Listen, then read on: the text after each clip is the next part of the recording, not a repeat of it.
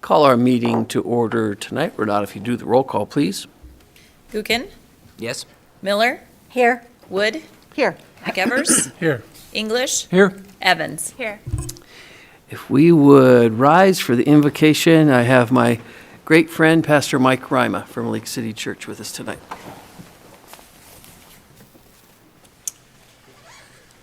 Thank you for this honor to offer the invocation tonight. Before I do that, let me just say, Mr. Mayor, how grateful I am for your leadership over the last 8 years. I know that you have served faithfully, and I know that being voted in among your peers and in a community where you grew up, that's quite an honor.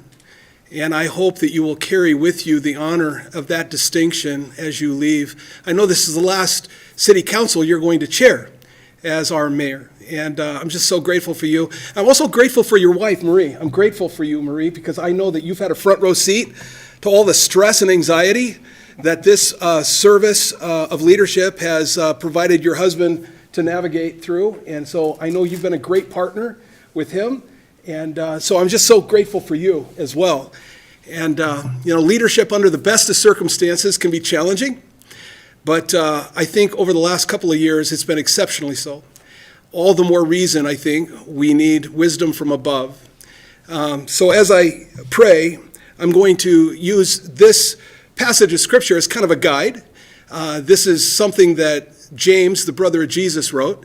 And listen to what he wrote. He wrote, but the wisdom from above is first of all pure. In other words, it's not filled with self-interest. It just really wants to get things right. It's pure. It's also peace-loving, gentle at all times, and willing to yield to others. It's full of mercy and the fruit of good deeds, shows no favoritism, is always sincere. And those who are peacemakers will plant seeds of peace and reap a harvest of righteousness. Let's pray that God will help us be those kinds of people in leadership in Coeur d'Alene. So, Father, we thank you for the privilege to serve. Thank you, God, for this incredible responsibility and honor. And God, we do pray that you would give us wisdom from above, wisdom that is pure, that we just really want to get things right, wisdom that is full of love and gentleness and mercy, and God, that we'd be people that would always be planting seeds of peace so that we could reap a harvest of righteousness. And God, I thank you for Mayor Steve and Marie Widmeyer. God, I pray your blessing on them as they step into this new season of life. God, just be with them and guide them in this next chapter. I pray in Jesus' name. Amen. Amen. Dan, if you'd lead us in the pledge, please. Thank you, Mr. Mayor. Ready, begin. I pledge allegiance to the flag Of the United States of America, and to the republic for which it stands, one nation, under God, indivisible, with liberty and justice for all.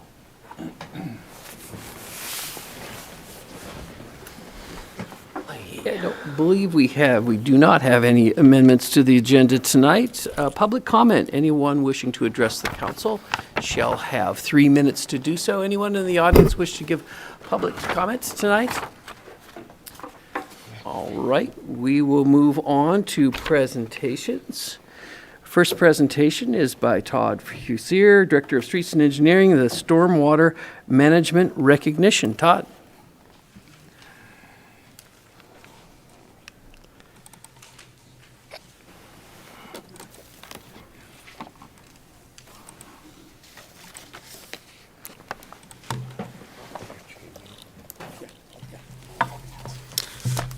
Well, thank you, Mayor Widmeyer and Council, for letting us come up tonight. We wanted to give an update on our 95 swale project this year that we completed and have had great success. I'd like to invite Justin Shaw from HMH Engineering to come up. They're the engineering firm that helped us with this project, and so he has a few things he'd like to say. Todd. Good evening, Council. Thank you all for the opportunity to be here. My name is Justin Shaw with HMH Engineering. A little background on HMH. I believe we are officially the largest Idaho-only engineering firm, so something we're very proud of. We're headquartered here in Coeur d'Alene. We've got 47 people that live in this area. Been in business for about a decade now, a little bit over. We do a lot of projects. We were on the I-90 project. We did 53 to Garwood. We do a lot of big projects in the area. I'm a drainage guy. Water resources is what I've done. It's what I went to school for. This project was awesome. I really enjoyed working on it. I think we did a lot of great stuff. We got a newspaper article on it, magazine article on it. We won some awards. But I wanted to take this chance to really acknowledge a few of the city staff of the people that you guys employed that I thought did a great job. Kim Harrington spearheaded this project. Been working with her for, I want to say, a couple years on it. It's been a pleasure. She really had a great vision, and I think we're able to accomplish what she was going for. Chris and Todd, you guys were there every step of the way through our nighttime construction going across 95. And so we really got a lot of stuff that we worked through and got taken care of. I think I saw Justin back here somewhere. Your crews did great. The work that you guys put through was incredible. We work with a lot of contractors. I would hold that up to any project that I've seen throughout the state. So there was a lot of good work that went in through this, and we're very happy to be a part of it, and it's something that I'm proud of. My kids get really annoyed that I point it out every time we drive by, and I'm looking forward to doing that for the next 2 decades, so it'll be great. So thank you for all of that. I appreciate it. HMH put that picture together for us, so we've had it on display here at City Hall for everyone to look at. So anyway, we thank you for that, for them helping us with the project. First of all, Mayor Widmeyer, I'd like to just thank you for the short time that I have been a director for the city of Coeur d'Alene. You know, about 15 months now. I can't believe that, but I've enjoyed your leadership, and just thank you for putting your trust in me. You were one of the folks that picked me for the job, so thank you. Going forward, like Justin mentioned, we received an AIC award for this project this year at the conference down in Boise. We were recognized in the Stormwater magazine, this publication. It's a big deal for our outfall reduction, so it's something our department's really proud of. We took approximately 210 acres off the Spokane River of drainage off the river this year, and it was a big project. We had some anxiety over it at first. Everything penciled out right, and our staff started working on this project in February, about 3 months ahead of schedule this year, so that was great for us. We worked with ITD, a partnership to where they allowed us to use this this piece of property right off of Northwest Boulevard, just adjacent to Highway 95. This was the initial design of the project. You can see there's 20 dry wells there that we put in, installed, and this was what it looked like on paper. From there, we moved to putting some stakes out there and trying to see if it would fit. I give credit to our crew for making it fit. We had to tweak it a little bit to fit in that piece of property. So there was a lot of creative engineering out there in the field as well. It started out with this project crossing US 95. This was all night work. We had a contractor install the pipe for us to tie into the existing pipe that goes down to the river. They did it I think they did this project in 3 nights, if I remember right, so really quick before our tourist season, so that was even better. Just another picture of that process. Then once that was in, our crews started to prep the site. We used about 5 of our full-time employees to work on this. City staff is what built this project with lots of support from council and administration, we went forward with it in February, and we were able to finish up by early March. Here's just another picture. We used pretty much all the machinery we have to prep the site. Once we started, we had to shape the swales. It was kind of fun to see how it would fit. How it didn't fit like the paper, and so we had to kind of twist them a little bit. Justin, who's sitting back there, was the one, he was very creative in this project and came up with some great ideas. Just some more pictures of the process. We had to stockpile lots of drain rock for this project so it was on site so we could fill the holes in immediately. Just some more pictures. As it started taking shape, it was, the first one took the longest. There is a total of 3 swales there that each have a number of dry wells in them. You can see as we start to place the dry wells there, they're 12 foot deep, so they hold a lot of water when the water gets to there. This is something our staff came up with. We were going to have a mound between each. We put access roads in there so that we could drive our equipment in to service the dry wells and things like that. And then here's just another picture of the dry wells. It took us, about 4 weeks to get all the dry wells in the month of February. That's what it looked like there, row of 3. We found some treasures in there, of course, rocks and things like that. We were able to use them to help finish it off. Wastewater provided us with this drone image of it once we got there, got them shaped and got the roads in.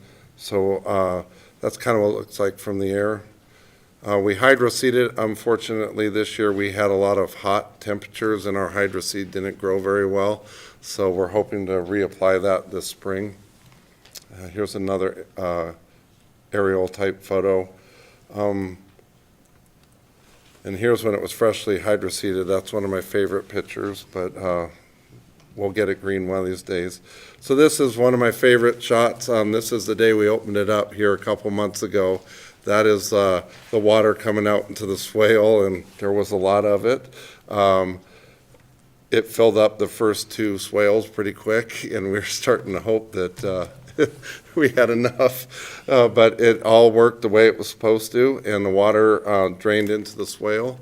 Some of these, show just how much volume comes into that swale this was some of those first heavy rains we had this fall. So that's just another shot there of into the second swale. Some of these actually make it look more like a fishing hole, but we like that. So it's just, we really are proud of it as a staff. We see this, we go by it, and the whole team just, we're so thankful we were able to put it in. This is my favorite picture, shows the whole thing, what we were trying for. There's the water pouring into the swale, and there's the trickle that's left going into the river. So that is, there's a few dry wells or catch basins below the swale that still catch water, and so there's a little bit that trickles, but anyway, we enjoy seeing that. We've taken that much water out of the river, so we thank you, Mayor, for your direction on that and allowing us to do that.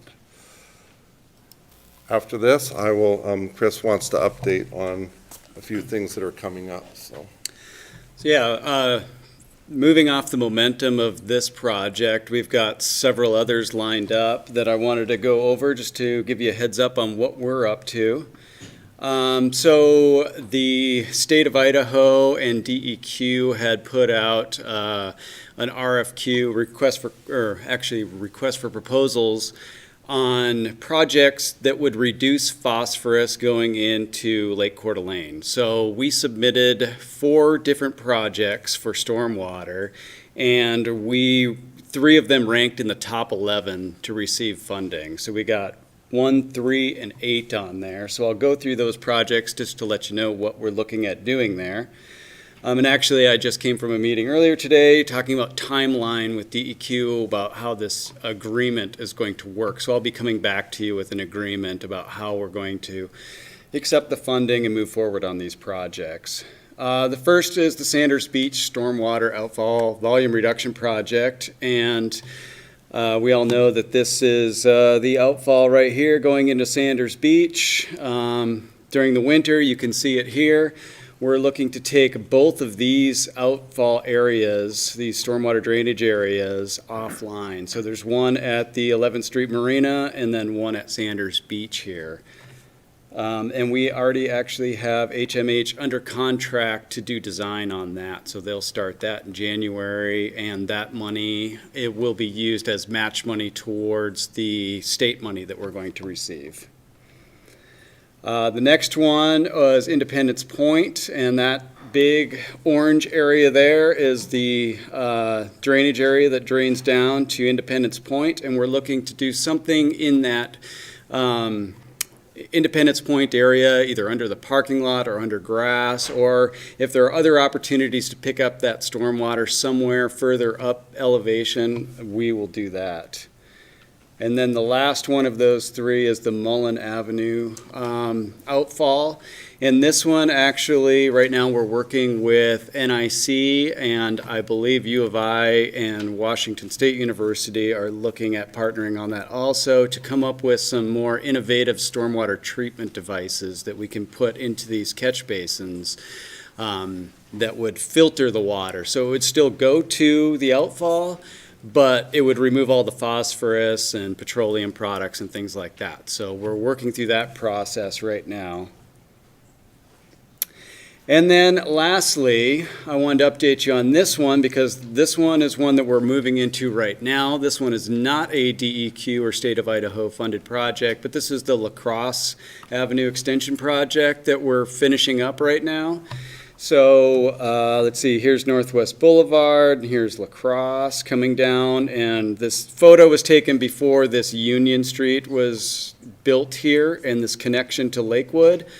But we have a stormwater outfall that comes in to the Bella Reeve area, and we have a great opportunity to take that one offline.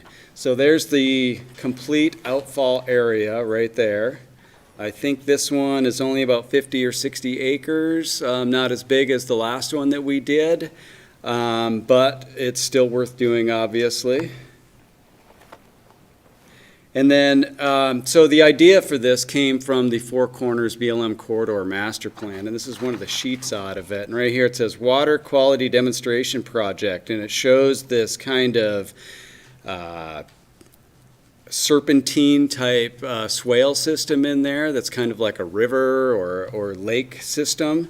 So we're using that same kind of design to move forward on this, and I don't have a whole lot to show you except this right here, which this is an aerial photo taken from a drone recently showing some of the project that's been completed.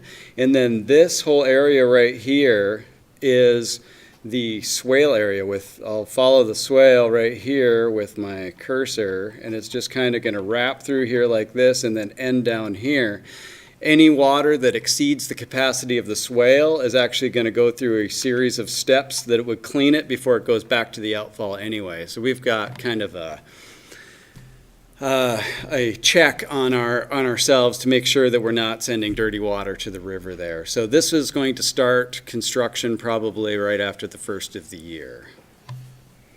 And finally, I just have to say thank you, Mayor Widmeyer, for your 8 years of support and dedication to protecting our lake and river. We would stand for any questions. I was part of the committee that voted on that, and I'll have to say that where it said City of Coeur d'Alene, that's where I put all my points. So it may have helped a little bit. Thank you for that. Yeah. Any questions for Todd or Chris? I have a question, What- Chris. So when you're removing water from the river, is it a square footage of, you said 50 acres, you need this much dirt, so many acres? Is there a formula there that relates to how many acres of water to how many acres or space you need to clean it?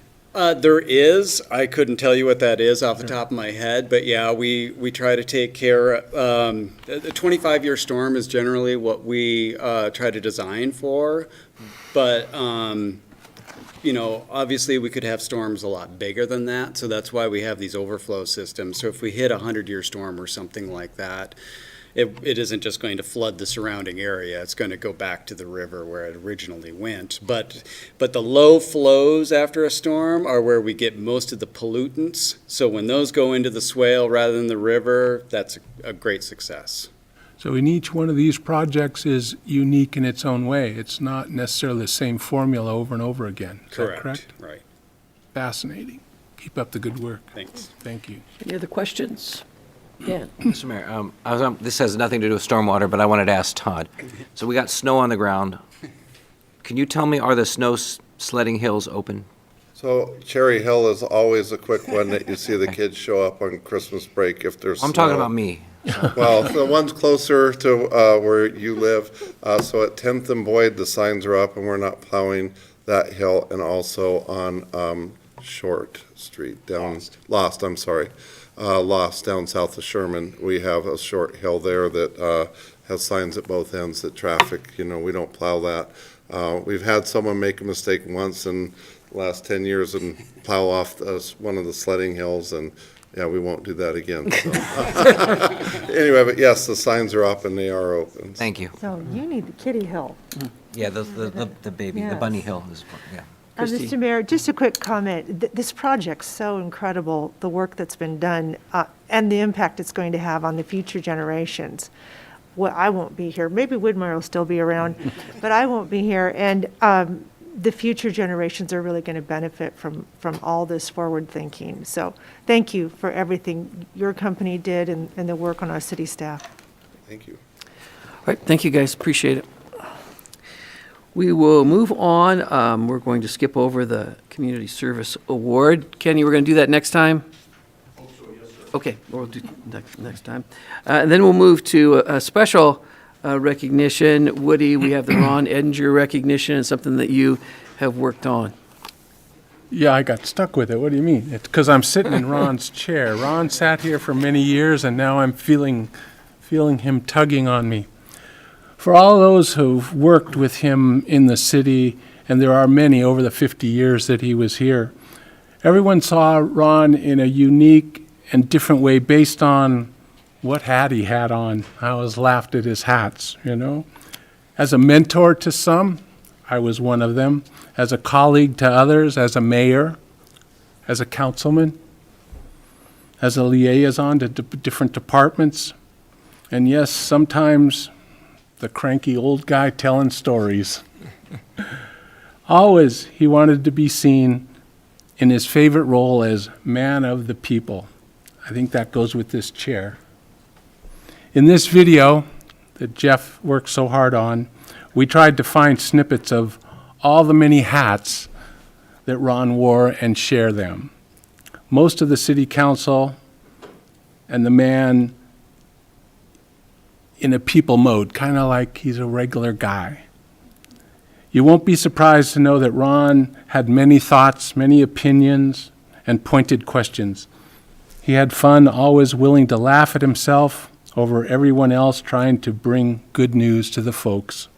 Hopefully this video, Remembrance, brings you as much joy and good feelings as it brought to those of us who helped put it together, mostly you, Jeff. Hopefully this video Remembrance brings you as much joy and feeling as it brought to all of us that helped put it together. Godspeed, Ron, and we will miss you. And roll this. And I don't have any Kleenex, I'm sorry.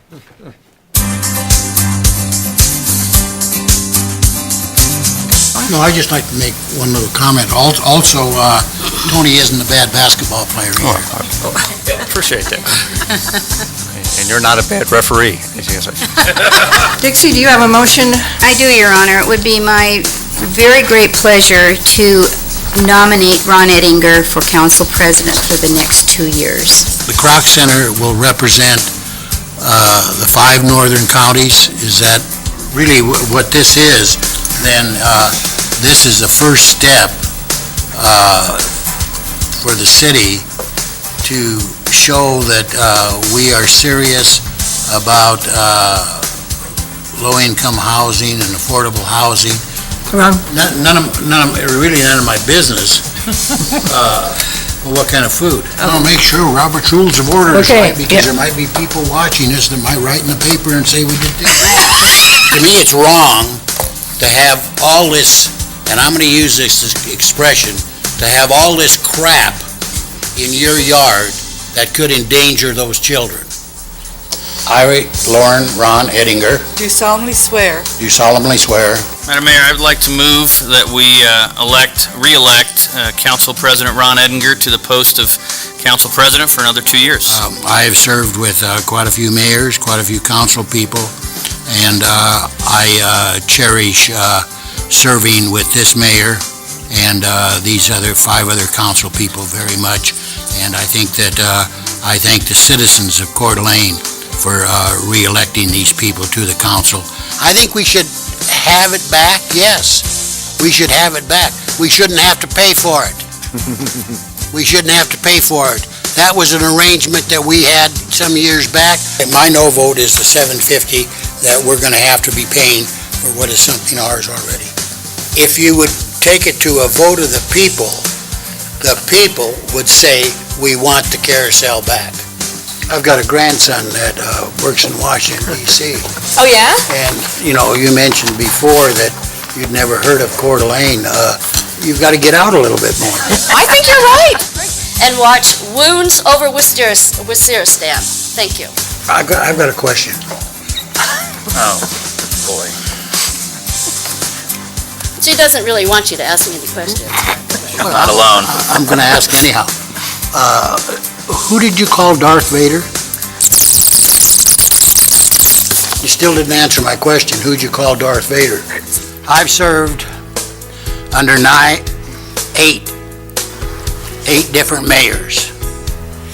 And Sandy, I consider you one of the best that I've ever served under. And thank you very much. Well, before we get started through our agenda tonight, I'd like to welcome Ron Edinger.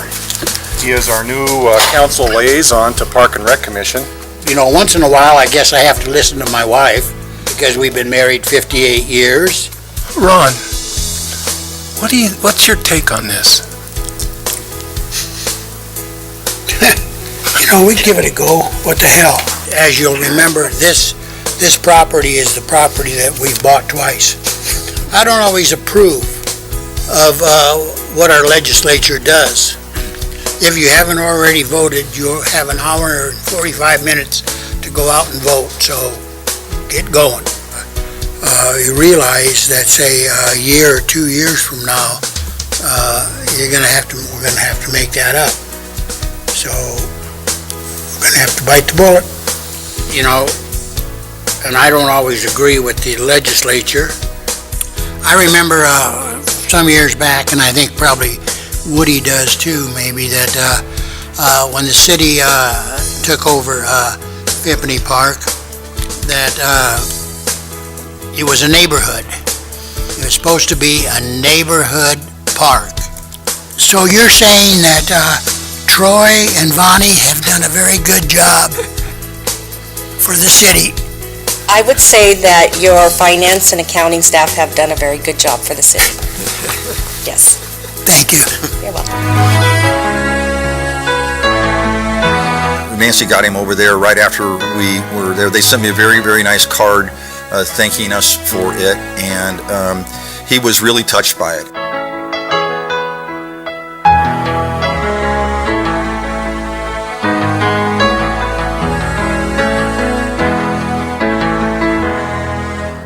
Call for the question.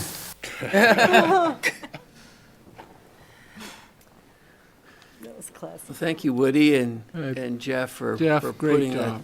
putting that together. Wow. Thank you very much.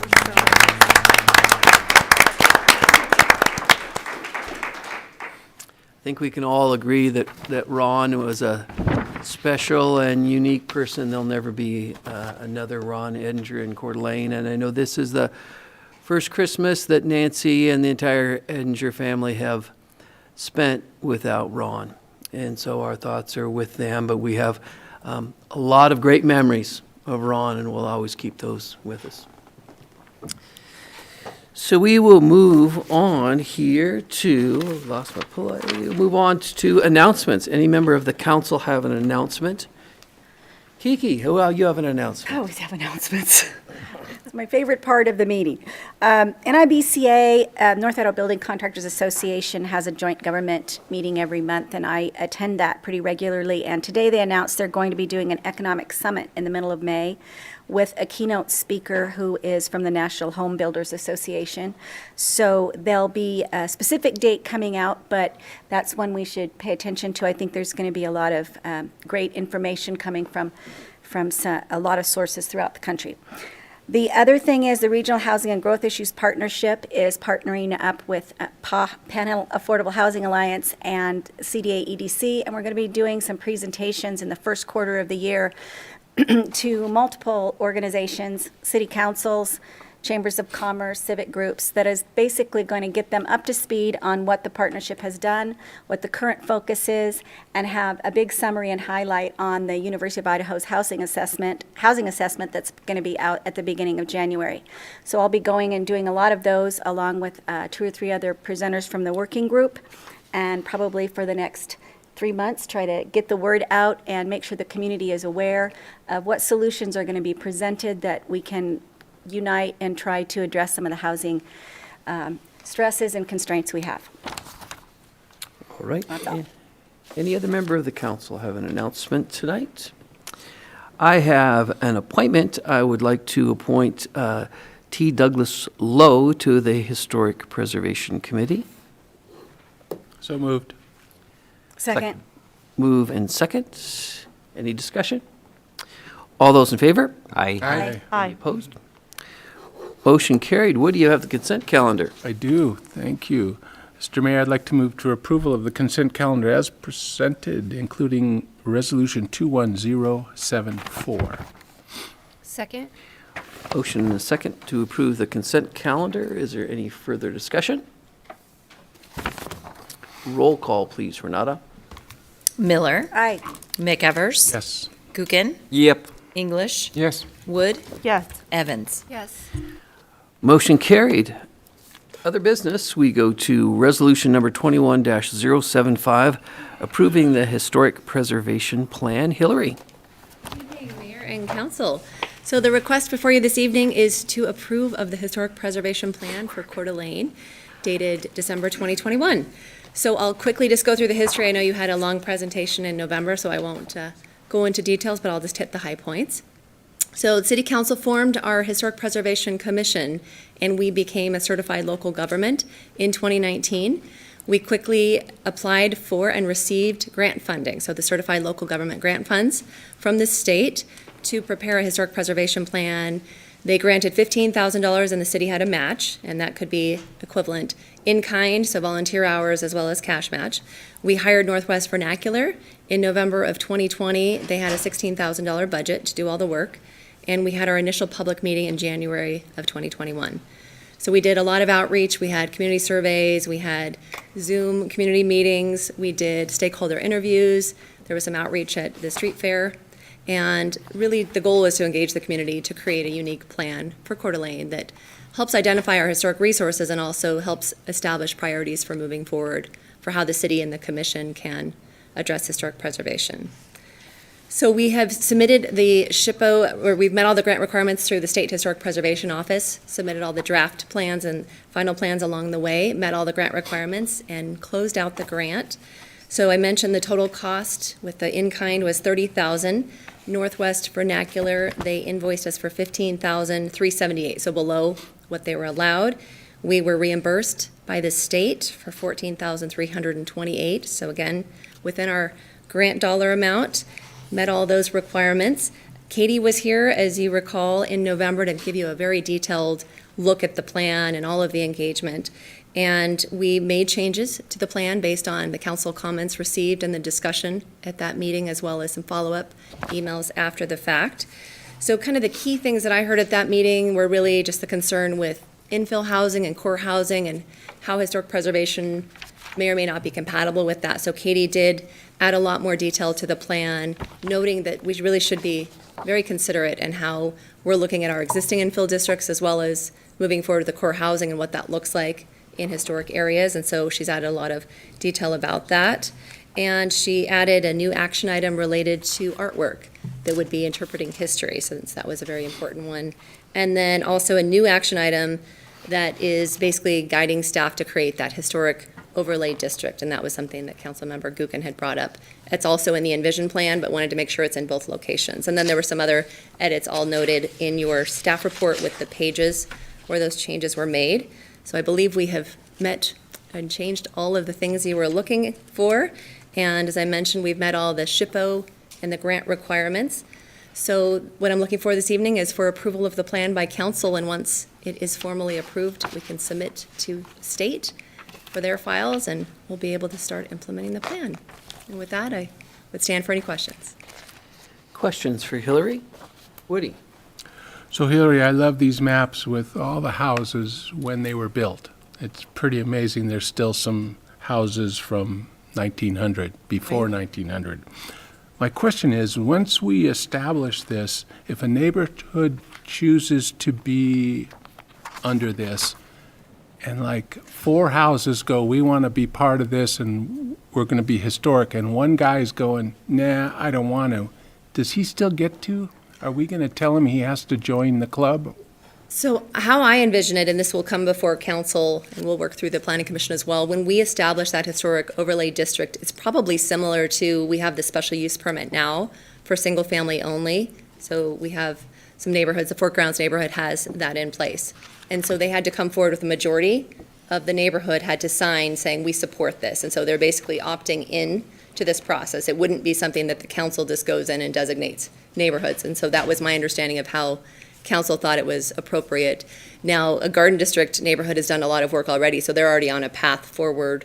And one of the grants that council approved us to apply for is to get a nomination to the Register of Historic Places, so which is a federal registry. So that's honorary. That doesn't, as Katie mentioned, that doesn't protect the homes, but it kind of, it allows the neighbors and those that buy into the neighborhood to understand the importance of that.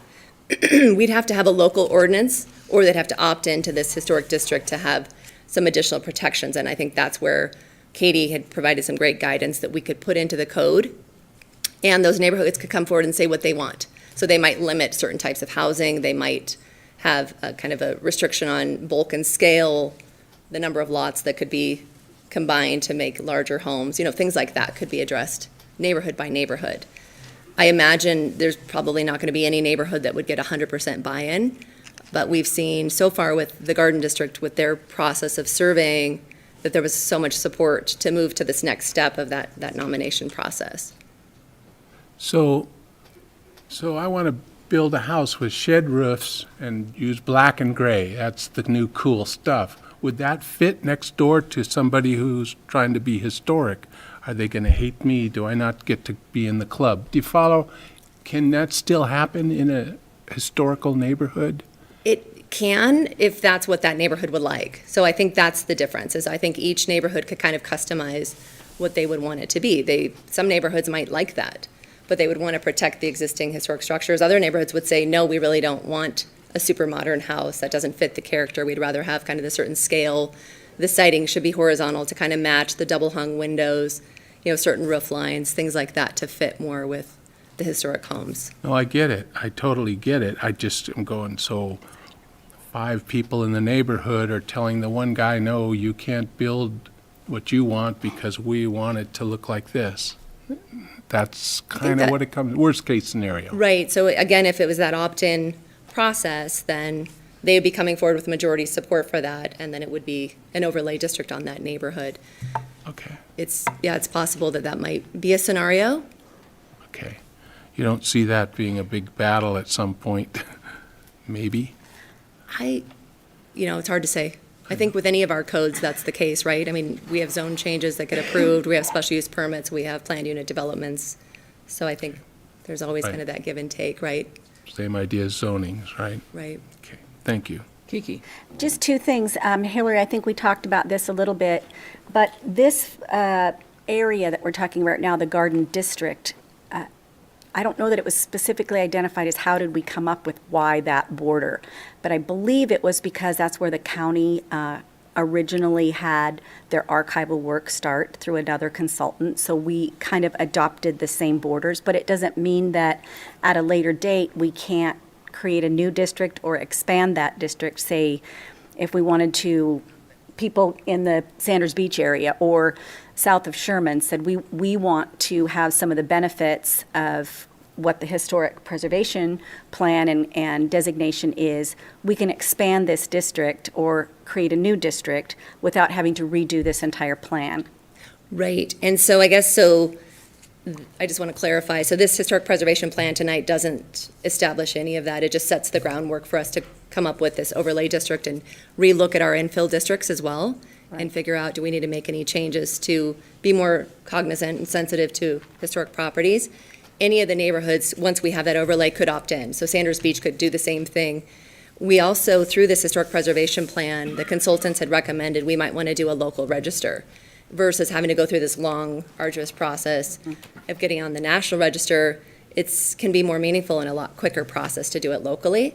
And so the neighborhoods could go through a simplified process and kind of opt in to have a neighborhood, or even the downtown could opt in to be kind of a historic district, and that could establish parameters for, it may not affect a house that already exists and remodels, but it might be new build. So if there's a demolition and construction of something new, then it might require certain design characteristics to fit. And all of those things are things that aren't really in place right here. Like the design review type elements that Woody was talking about, they don't exist in here right now. They don't. So that's a future step that would come through. It's a future step that councils and the commission would have to put forward to say, yes, we've decided we're going to add this design review element. Then the citizens of that area get involved to say what they want that element to be. So this is just the groundwork. Okay, thank you. Other questions, Dan? Well, just that, I support this process and have. It is always kind of a balance, and I, have some concern. There's trade-offs. I mean, if we're, and I guess part of me, has some concern of this. In some ways, some of it could almost sound like a kind of a super homeowners association, and I'm part of a homeowners association. They do some good things, but sometimes they kind of get, and maybe I'm channeling Ron, but they kind of get full of themselves too. And so I guess just, I hear the concern. So it will be a balancing act as we go forward, so. Mr. Mayor, if I may just clarify too, so that, as I mentioned, that's a separate step. So this is really just establishing kind of the framework, and there's recommended action items, and some of those are looking at the infill districts, coming up with that historic overlay district, kind of the artwork. So it's really giving us kind of a menu of things to prioritize. There's the short-term, mid-term, long-term action items. And so absolutely, you'd have an opportunity in the future to say, hey, maybe that's going too far, or it's not going far enough, and we can work with council on that, and that would be, at that time, that would be a code amendment, so it would have to go through the public hearing process as well. Dan? Thank you, Mr. Mayor. So I read this over, and I looked at the this stuff regarding infill, because that was a concern of mine. And in one section, it talks about infill districts.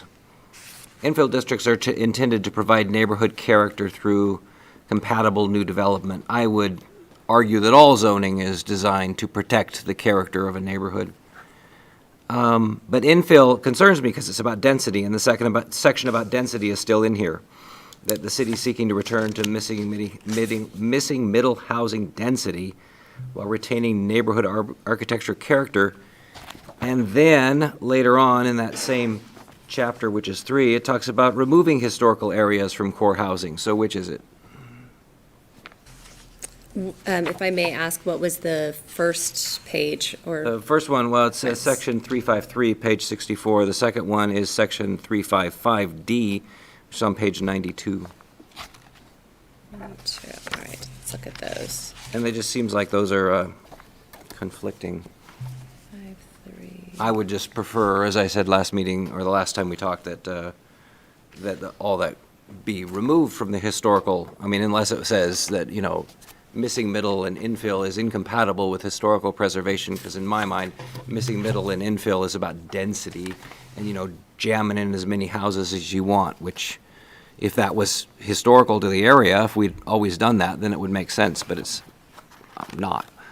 The other thing that I had a concern about was regarding Goal 4 and the identity politics injected into this document. And there's still a few items in there that I think we could clear up that are not historical, but rather political. And it talks about inclusivity.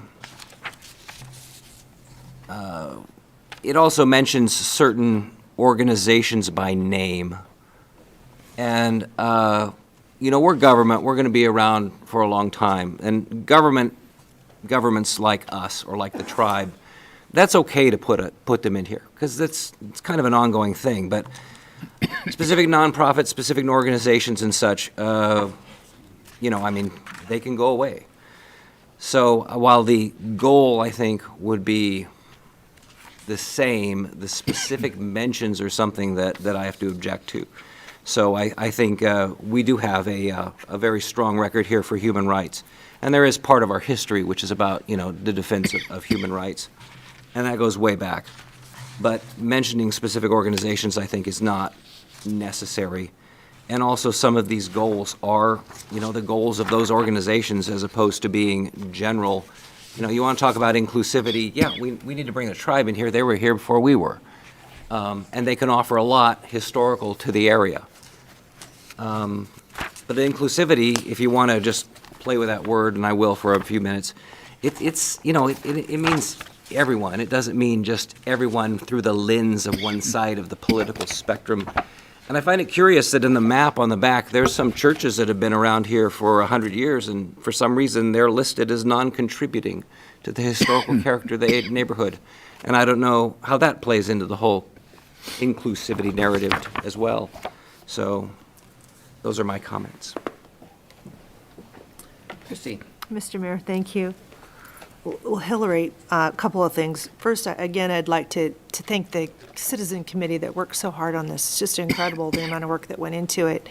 I'd also like to apologize for not following instructions and getting you things in writing. Apologize. I don't know if the council's open to small tweaks tonight that wouldn't impact whether we pass this, because I'd love to see it move forward. But I guess I would just offer up, under Goal 4, maybe there's an easier way to do it, and definitely focus on inclusivity and honor all of the different organizations that do their best to be inclusive. Maybe we could just have the language say human rights organizations, and then maybe not be specific, because what I'm thinking is, hopefully ours will never go away. The one that I'm with, and HREI, hopefully we never go away. We've had 4 decades here, and we don't plan to leave. But there's going to be so many more in our future, long after we're all gone, that are going to contribute greatly. And so maybe we could just be in general with human rights organizations. Mr. Mayor, may I get a bit of clarification on that? So the Goal 4, if you look at page 16 of the plan, it doesn't reference any organizations. Any of the references that were in there before were removed, and the only references are for the groups that were interviewed through the stakeholder process. So the Goal 4 now reads, promote civic pride and community welfare through inclusive and equitable storytelling that strengthens the community's understanding and investment in historic preservation. That's perfect. I don't have my notes so that was with me. changed quite a bit Sorry. from previous versions, and we worked through the State Historic Preservation Office on this language. And the importance of this is really the storytelling aspect of it, and making sure that we're telling histories of all community members. So it's not seeking any particular group. It's truly just, what are we missing? And this was something that Pete Larange with SHPO had indicated, as well as our consultant, that having language like this is really important if we want to pursue grant funding outside of just the state to get National Park Service funding. Yes. Language like this is consistent with that, and it doesn't, we had language in there before that was concerning, and so we have clearly modified that through this newer language. So hopefully that I think that's perfect. I do apologize. My laptop is now just a paperweight. It won't turn on, so I don't have my notes. So I think that's great. Thank you. You're welcome. Mr. Mayor, I'll follow up on that. First, paper. I know, you're right. You're right. Paper. Yeah, so the one page you talked about, 16, it was removed, but still under the action items, some of these organizations still appear. Page 99, for example. Okay. If you just wanted to say, for example, Goal 4, Policy 4A, support the work of human rights organizations in the area. And that would be an easy That would be one. change. The next one mentions a couple as well. The Museum of North Idaho. Yeah, that's fine. But then to replace the other specific ones that are mentioned to say, and human rights organizations. Also, skip down 2, you see it again. I hope the museum's going to be around a long time, but the other specifics, we could be a little more generic. Other questions for Hillary? If we don't have any other questions, be looking for council action. Oops. Choose to do that. There. We just won't do anything and keep you here. No, I'm going to get there. There. Save the day. Saved you. I'm trying to make my machine, I'm having Paper, a, right now. Paper. we're all glitching. Paper. Mr. Mayor, with your paper, I would like to make a motion to approve Resolution 21-075, which approves the Historic Preservation Plan as presented. Second. Motion and a second. Further discussion. Dan? Thank you, Mr. Mayor. I want a new So computer. I really love the historical part of this. Reading about, I didn't know we had a Green Book motel here. That was awesome to read all this stuff, the stuff that was historical in here. I still have concerns about this plan. Mostly I have a concern about what happens with it. And also kind of how seriously we're going to take it. Because it doesn't really mean anything to put anything in a plan if council's going to just go the other way. So, and I know you mentioned earlier that there will be modifications to the code. Hopefully we create a historical overlay zone. I think that would be awesome. But I have concerns about how serious we're going to take this. The most historic street in this town is Sherman Avenue, and 2 weeks ago we voted to change it. So that's my concern. Thank you. Right, any further discussion? Roll call, please, Renata. McEvers. Woody? McEvers. Yes. Gookin. No. English. Yes. Wood. Yes. Evans. Yes. Miller. Aye. Motion carried, thank you. And all your members of the committee that put a lot of work into it. You're welcome, and thank you for your leadership on historic preservation and Yeah, thank you. all kinds of things. Yeah, thank Much you. appreciated. Yeah. Mr. Mayor, can Yes. I just add a follow-up that the chair of our commission and another commissioner did some work to put together a nice newspaper piece. So they did kind of some history, how the Historic Preservation Plan came together, some of the people who are behind it, who are very passionate about seeing this come to fruition. So watch the press or check it online in the next day or so for that article, and it was be very informative for the general public. All right. Move on. We have a couple of pieces of business that are pursuant to council action that were taken at previous times. This first piece is pursuant to council action on March 16th of 2021. This is A-1-21, a proposed 21.6 acre annexation from county agricultural light industrial commercial to city R17 and C17, requested by JB Dodge and Company. And then this was also that. Hasn't done this in a while, but this is a little confusing. Resolution number 21-076, I guess, is to approve the annexation agreement. Dan? Mr. Mayor, I have a question, and I know Mr. Bahari's not here. In the staff report, it mentions that this annexation, if I understand it right, this annexation is hinging on another annexation that hasn't been presented to us. So it says, in order the reason for the delay of this annexation agreement coming to the city council approval was because of a request by Lakes Highway District that the applicant for the city to annex adjacent right-of-ways, Aqua Avenue and Government, that is within the city's ACI. But we haven't done that yet. So are we putting the things out of order here? Go ahead, Taylor. No, it's related, but that doesn't affect this going forward. So it was something that we had gone through the process, the city council approved that annexation, and then we heard from the highway district that they'd really like for the city to take over those two portions of roadway because that's outside of the rest of their area where they're maintaining the roadways. And so we met with them, we talked to the applicant said we'd prefer to have it in the city as well, but it can stay this way. You know, we could always have the highway district have those two roadways. So it's beneficial, but it's not contingent. So it's not out of order for procedure for this evening. Thank you. You're welcome. Well, Hillary, you might go ahead and stay up there. We may have a question. Sure, The background information, I think I missed this meeting, and I apologize. The applicant indicated that R17 zone portion of this site will allow for multifamily development and could allow opportunities for additional affordable workforce housing. What does that mean? They did cite it, but when it went through the process with the planning commission, that wasn't part of the decision because we didn't have the ability to kind of lock it in and say, you know, what are you committed to? Are you doing deed restricted? And so there wasn't anything.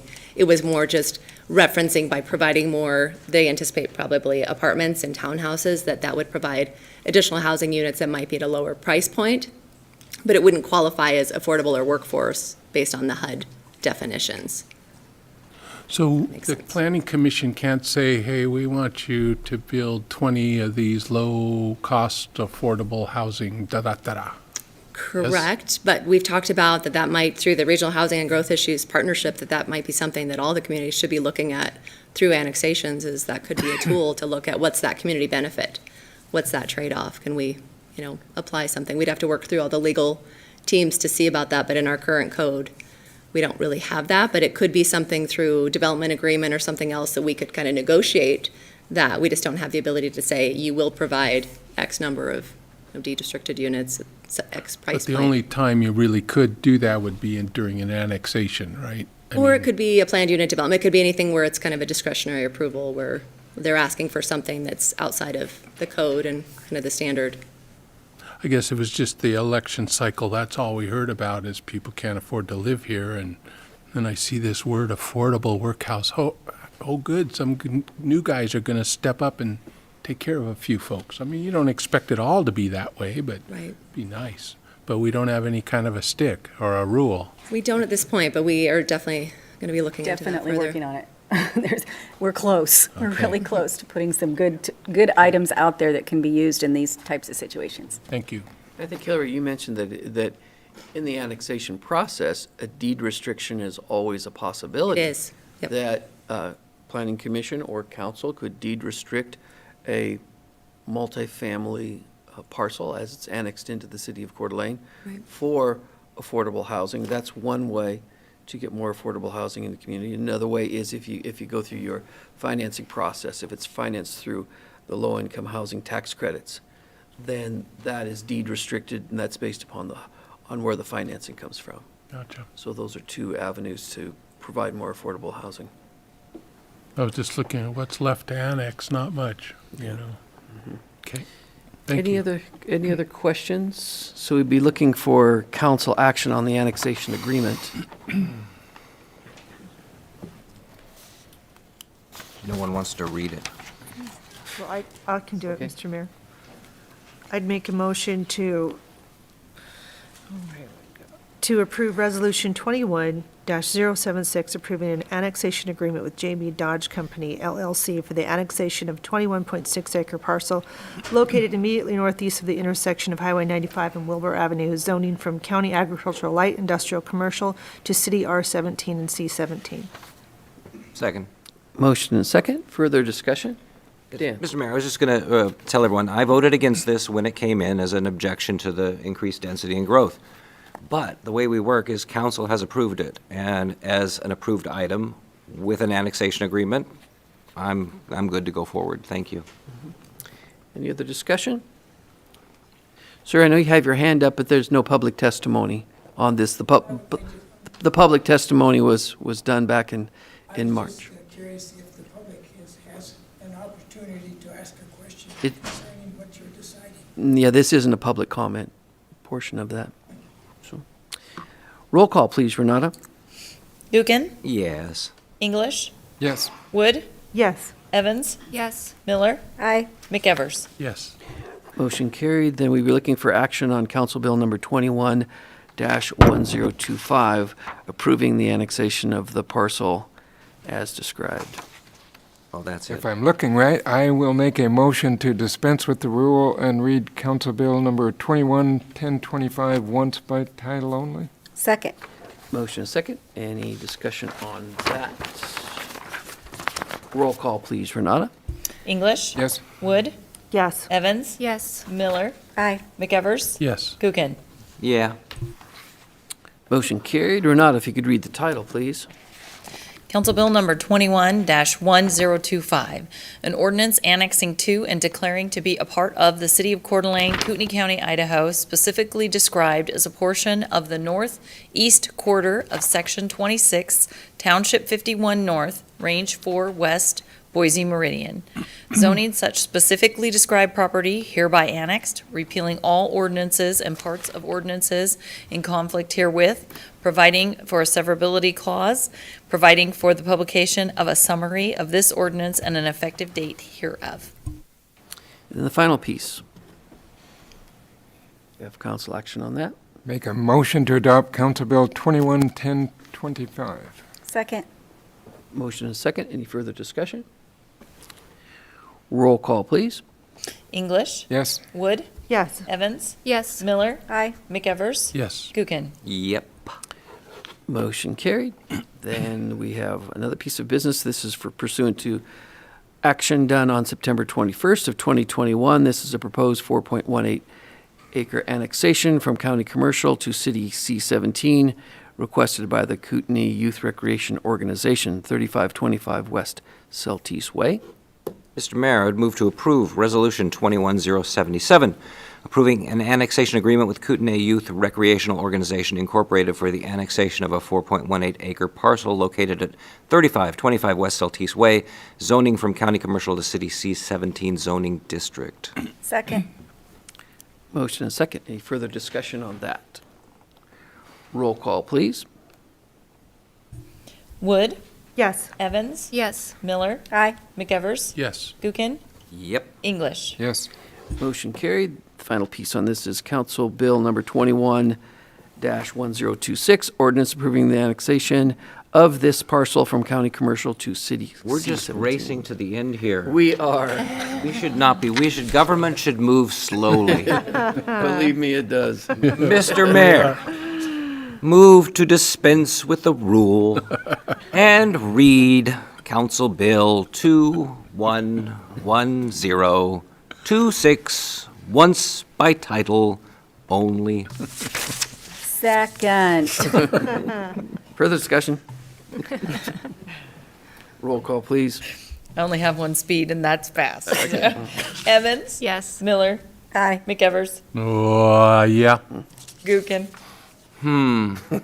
Yes. English, Yes. Wood. Yes. Motion carried. Renata, if you could read the title, please. Council Bill number 21-1026, an ordinance annexing to and declaring to be a part of the city of Coeur d'Alene, Kootenai County, Idaho, specifically described portions of Section 4, Township 50 North, Range 4 West, Boise Meridian.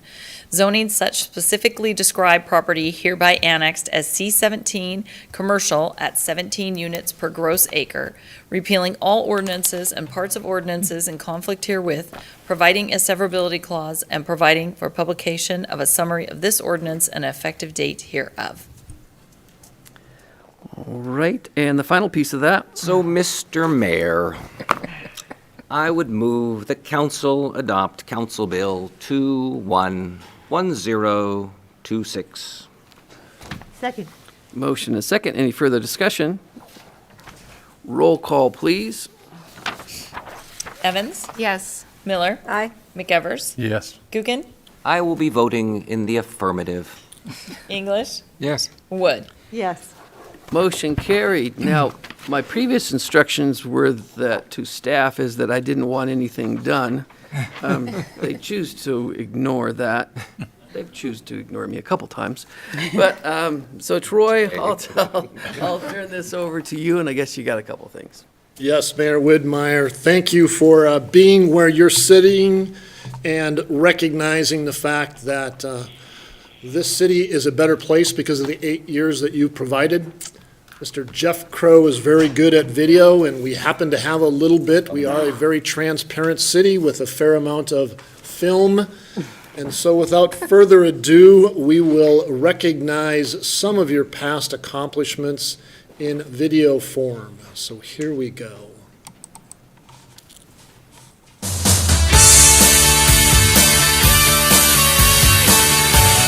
I, Steve Whitmire, Do solemnly swear do solemnly swear. Call the meeting to order. Very excited to begin, as Sandy said, a new chapter for the city of Coeur d'Alene. And I'm very excited, too, to use this gavel, of which my father made for me. He sent it to me on my birthday in September, so he wasn't quite sure I was going to be able to use it, so I'm very glad to be able to use it. I'm proud to announce that the state of the city of Coeur d'Alene is strong. So during our campaign, there were a lot of tough questions. And I'll have to tell you that there was a very, very easy question for me. And that easy question was, do you support the anti-discrimination ordinance? And my answer was always absolutely. Or that would be great. So you're back to being happy now? I am happy again. That's what we're here to do. So Sid, let's say that little Timmy flushes this down the toilet near his home near Shattuck Park.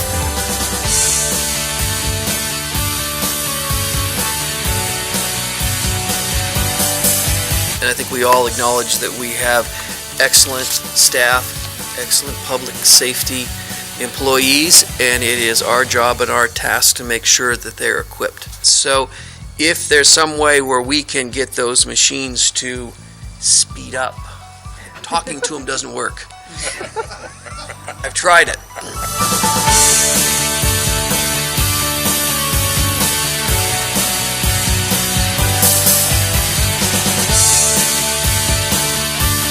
proposed from 180 days to 120 days. English? Yes. Edinger? No. Miller? Yes? McEvers? No. Gookin? No. Evans? Yes. So my first vote is on portable toilets. It took 2.5 years. My first vote is on toilets. Break the tie.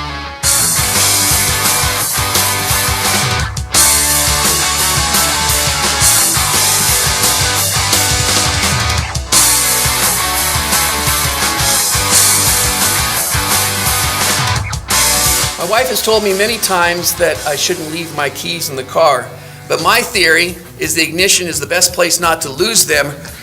Her theory is it's the best way to get your car stolen. Thank you very much for being here tonight. This is the 20th annual Human Rights Banquet, and this is officially the last time that we will have the opportunity to have Jim Hammond's cell phone go off during a council meeting. So as Woody would say, let's build a bitchin' skate park for these skater kids because they've been waiting long enough. That's correct.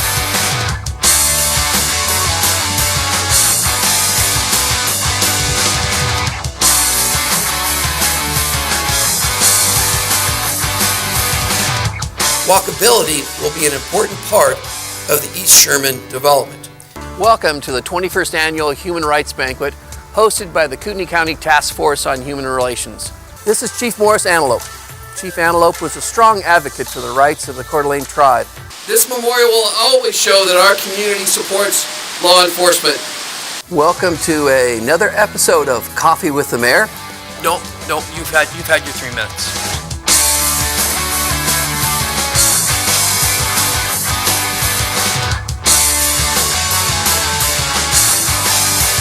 Before I get started, I wanted to say a special thank you to my family. It's not easy being the family of an elected official. You're working out in the athletic club and someone comes up to you and says, would you tell your dad he's doing a crappy job about parking? Anyone wishing for more public comment? Seeing no public comment, we'll close the public comment portion. Oh, okay. I'm here to talk. I will now turn the meeting over to my assistant, Mayor Woodmeyer. Tony is so kind to take credit for all the good things that I do. So so Krista, he did say that once you graduate from MIT that you're going to come back to Coeur d'Alene. So we do have that on tape. I did want to comment a little bit on umpire Ron Edinger. Says, home plate or the plate when you're a softball player is this wide. So that's where the ball would come across and land, and that's where you would call strikes. For Ron, the plate was this wide. And now, therefore, I, Steve Whitmire, Mayor of the City of Coeur d'Alene, do hereby proclaim the month of June 2016 as Bike Month, Library Celebration Month, Safe Sleep Awareness Month, Census 2020 Awareness Day, Motion carried. We're not, if you could read the title, please. Fair Housing Month, Wildfire Community Preparedness Day, National Safe Boating Week, Suicide Prevention Awareness Day, Idaho Nonprofit Awareness Month. So Terry, we go from 3 to 10 wells just to keep grass green.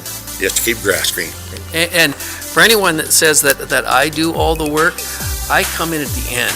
It's Bonnie and her staff that do all the work. So I appreciate Bonnie and her staff. Week of the Young Child, Red Cross Month, Arbor Day, Constitution Week, Aging Out of Foster Care Awareness Day. Thank you for all you have done for Coeur d'Alene, Ron. We are a better city because of you, and I'm proud to be your friend. Congratulations on your induction into the Idaho Hall of Fame.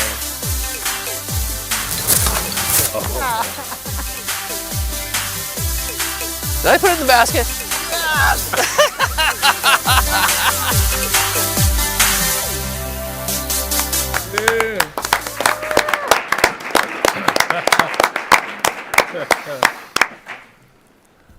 So Mayor Woodmeyer, would you like to comment on how many takes that took for that basketball to go through that hoop?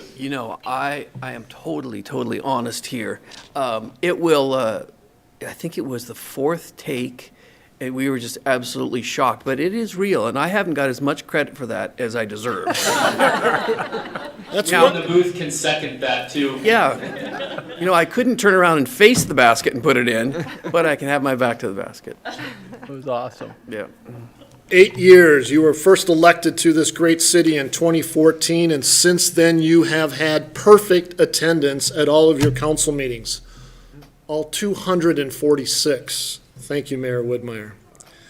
You have spearheaded and devoted much time and energy on such projects as the Atlas Waterfront Park, 12 acres of parkland coming to our community, and all waterfront.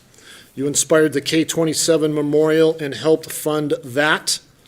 Your assistance on the visionary East Sherman revitalization is very well received and changing that side of our time.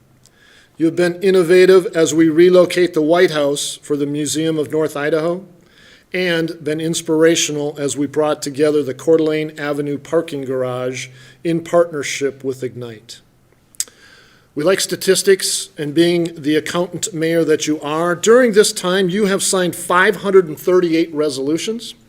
You have sat through 218 ordinances with your signature on it, and that doesn't include the contracts, the agreements, and all the leases that we have done in the last 8 years.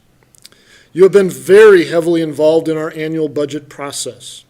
You supported public safety both with personnel and with equipment over your 8 years, and at the same time finding ways in which to fund that without raising property taxes. You are an extremely skilled real estate transaction-oriented mayor. Your leadership has greatly assisted this city in putting together the land to build Lacrosse Avenue on. Your passion for history permeates you, and you have led us to rescue the historic Hamilton House, which now is home to the Music Conservatory. Mayor Woodmeyer, you presided over many community events throughout your 8 years, including countless parades, even a parade that we didn't get to have due to this thing called COVID, numerous dedications, and you continue to give back to this community that you love. You read to children at the library. You have been found over all 8 years ringing the bell at Christmas time to raise funds for those in need. You participated in our backpack donations and food drives, and many times your spouse was right alongside you. There is no doubt that you will be missed as mayor of Coeur d'Alene. However, we will still keep you on the Ignite board and continue to seek your support in all that we do in this community. We borrowed you for 8 years, you've given to the community, and now you are stepping into another chapter and going back to, quote, private life. Congratulations to you on being recognized as Citizen of the Year by our Coeur d'Alene Regional Chamber of Commerce. And as the representative for 400 employees at the city of Coeur d'Alene, I'd like to thank you personally and professionally for your years of public service. At this point in time, I have a great person, Renata, that will come forward, and if I could ask you to come down, we have a couple tokens of appreciation and a little bit of fun to go with this. Fun.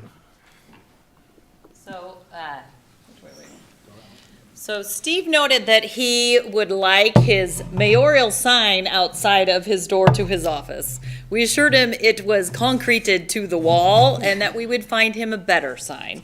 So here you go. Our street department made you your Widmeyer Way sign that is much better than the concreted sign outside. It's funny because Widmeyer didn't get his way a lot. So also, knowing you're interested in the area, the history, the highlights, I know you were sneaking through my office admiring my book from Linda Lancey. So we got you your own autographed signed copy. So there you go. We have an inside contact. You know, I'll have to add to it. Marie and I got a great gift from Deb and Linda Lancey. It's a photograph of the Red Chapel that is in the foreground, and we were married at the Red Chapel in 1986. So it was a great gift. Great. They love doing that for you. And we put together a memorial book for you that has all sorts of lovely statements from some of the folks around the city and a ton of great pictures. So you and your family have to sit down and go through some of this later. Thank you. You're welcome. Before we get into the other really good stuff, to remind you that our receptionist is like a chocolatier. I don't know the really formal name, but she makes amazing caramels. So she wanted you to have your own special caramels. And then we just couldn't leave it at that because we know you have this affinity to Cheetos. So we had to do the most unusual gift known to man, and we also made you Flamin' Hot Cheeto cookies. Wow. So. Thank you. You're welcome. So do you want to do this one or association? All right. Well, so this is one of our favorite traditions. We pass the gavel down. So the one that you used for your term, you get to take home, but this one is extra special because your dad made this for you. So we did a little inscription noting that your dad made this for you and your terms of service here at the city. So we present this to you as your final full meeting. He still has to show up on January 4th for half a meeting. Thank you for your service. Thank you very much. We have a couple other guests here that had a couple things to present to you. We want to get Mr. Judge coming up from the Fire Union, and then Nick Goodwin will have you come next from LPEA.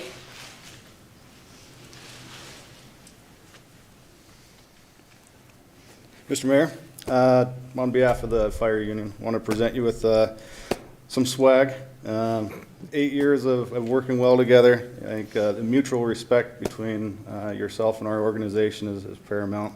when you take on a leadership role, you just never know what you're going to get. And so when you wind up with, pandemics and everything else, I think you've handled it well, and your focus on the safety of the public and ours as well makes this a great partnership. So good luck to you with what comes next. Great, thank you, appreciate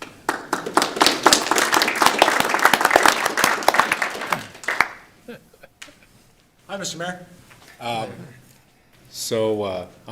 You know me, I'm Nick, LCEA president. It's been an honor working with these last 8 years. Only been president for 5, but it's been great.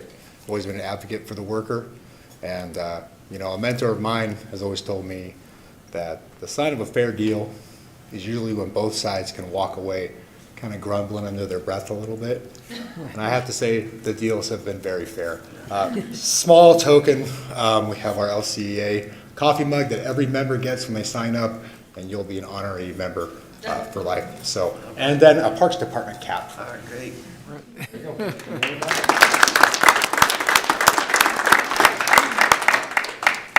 And you can see there's kind of a theme here. We thought maybe the ball caps would be a good way for you to grab and go on your nightly walks with Russell. So, you can choose your hat of choice each night. So the Police Association wasn't able to be here tonight, but asked me to pass this along for you, along with some patches and one of the commemorative coins that you normally get if you are an officer with the police department. So this is on their behalf. Thank you. I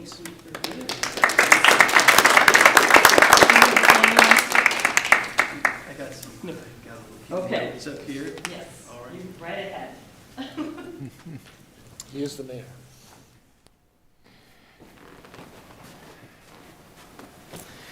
So it is, it's hard to believe that 8 years have gone by. It's gone by very fast. Life has changed a lot in 8 years. I was sharing with Amy I can remember when Amy and I and Kiki first ran in 2013. We didn't know what we're getting ourselves into, to be honest with you. But we sat out at the fair what seemed like forever, and it was 95 or 100 degrees, and we put in our time there, and Marie was there, and that was kind of the start of our journey together. And I just have to say, with this council, we don't agree on things all the time, but we always come to the best decision for what is best for the citizens of Coeur d'Alene. I see Woody down there sitting in the old guy's chair, right? I couldn't think of a better guy to sit in Ron Edinger's seat than Woody McEvers. Kiki and I go back to way back, and we made a deal when we ran for council that we weren't going to say anything that happened prior to 1978.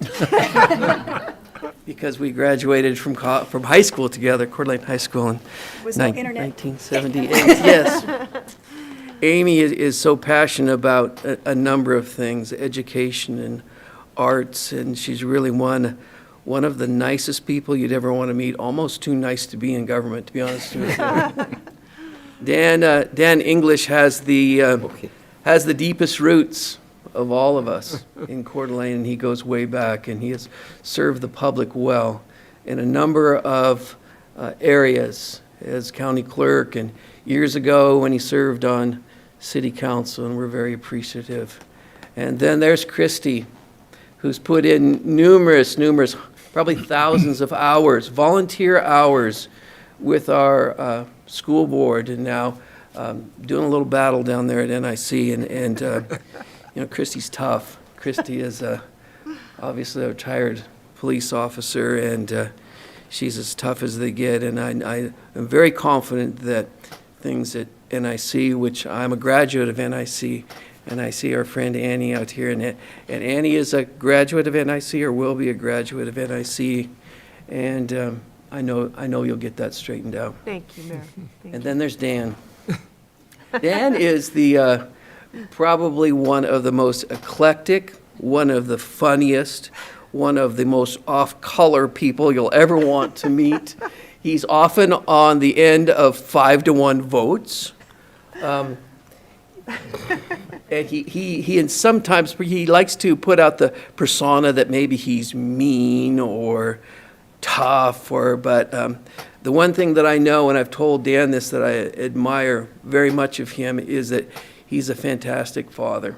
Thank you. And he puts his boys first in his life, and that means a lot. And so this is a great group of people that I've had the pleasure of working with for 8 years. And so for me, Coeur d'Alene is my hometown. Coeur d'Alene is where I grew up, where I went to school, got my first job, met and married my wife, Marie.